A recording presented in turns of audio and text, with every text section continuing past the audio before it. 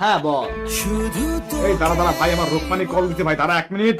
ভাই আমার সুক্তির আগে কল দে, তোর রোকমানের সাথে তুই পরেও কথা বলতে পারবি। হ্যালো সোনা, আমার ফোনে টাকা নাই দোস্ত, পরে কল দিছি, সরি।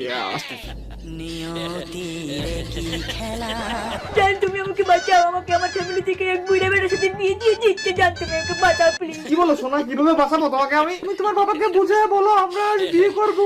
তোমার বাবা যদি না মানে তাহলে আমরা মারা যাবো, আর আজকে যদি তুমি আমাকে বিয়ে না করো তাহলে আমি বিষ খাবো।